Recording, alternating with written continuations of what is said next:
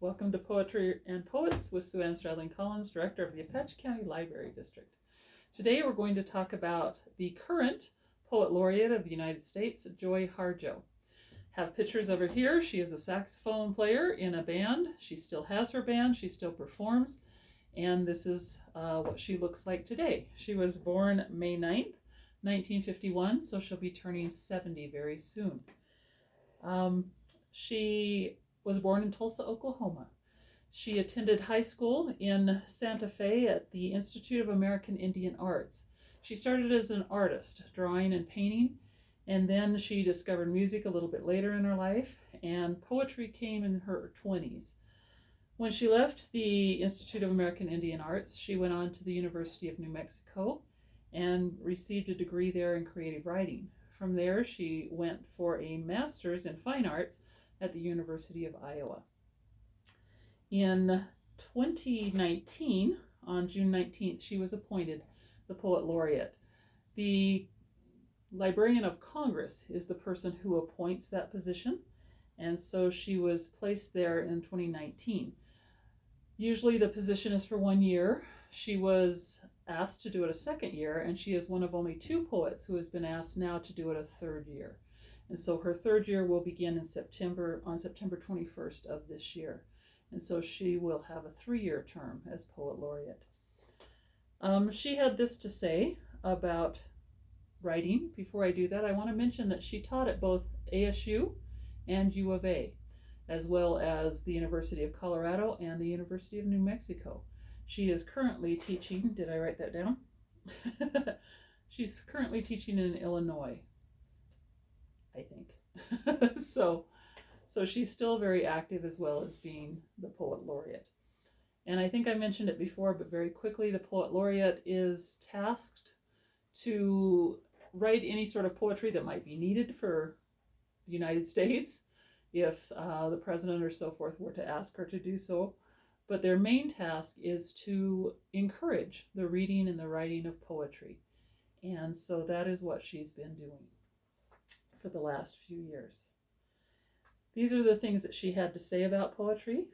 I believe the word poet is synonymous with truth teller. And she also said, history is people, history is stories, it's poetry. Poetry has taught me you can time travel in a poem. You can get to know people in a poem. And poetry is a place you can come to when you have no words. So I thought that was quite beautiful. All right. This is her autobiography. I read this just in the last week or so. Amazing. Beautiful writing. And this is a Sanders copy, but I encourage any of you to check it out and read it. It's a beautiful, beautiful book. Learned a great deal about her by reading that. She has another memoir coming out in September of this year. And so I'm not sure what she'll say there, but looking forward to reading that. So with that, I'm going to share 3 poems. She has 9 books of poetry.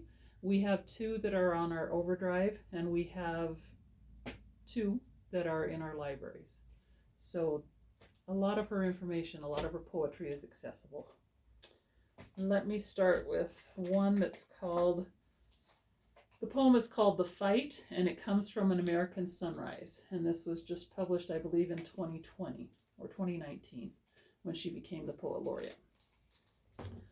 The Fight. The rising sun paints the feet of night-crawling enemies, and they scatter into the burning hills. I have fought each of them.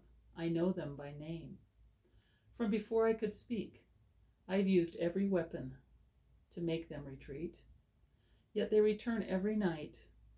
If I don't keep guard, they elbow through openings in faith, tear the premise of trust, and stick their shields through the doubt of smoke to challenge me. I grow tired of the heartache of every small and large war passed from generation to generation. But it is not in me to give up. I was taught to give honor to the house of the warriors, which cannot exist without the house of the peacemakers. And I'm trying to decide which one I want to read last. So I will read this one next. This is from her book of poetry called The Woman Who Fell from the Sky.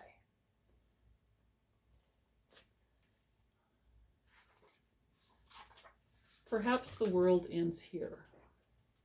The world begins at a kitchen table. No matter what, we must eat to live. The gifts of earth are brought and prepared, set on the table. So it has been since creation, and it will go on. We chase chickens or dogs away from it. Babies teethe on the corners. They scrape their knees under it. It is here that children are given instruction on what it means to be human. We make men at it. We make women. At this table we gossip, recall enemies, and the ghosts of lovers. Our dreams drink coffee with us as they put their arms around our children. They laugh with us at our poor falling down selves, and as we put ourselves back together once again at the table. This table has been a house in the rain, an umbrella in the sun. Wars have begun and ended at this table. It is a place to hide in the shadow of terror, a place to celebrate the terrible victory. We have given birth on this table and have prepared our parents for burial here. At this table we sing with joy, with sorrow. We pray of suffering and remorse. We give thanks. Perhaps the world will end at the table, at the kitchen table, while we are laughing and crying, eating of the last sweet bite. And that's from that book. And the last one, it's a little bit long, but not too bad. I can get the page to turn here. Bless this land. Bless this land from the top of its head to the bottom of its feet, from the Arctic old white head to the brown feet of tropical rain. Bless the eyes of this land, for they witness cruelty and kindness in this land, from sunrise light upright to falling down on your knees night. Bless the ears of this land, for they hear cries of heartbreak and shouts of celebration in this land. Once we heard no gunshot on these lands. The trees and stones can be heard singing.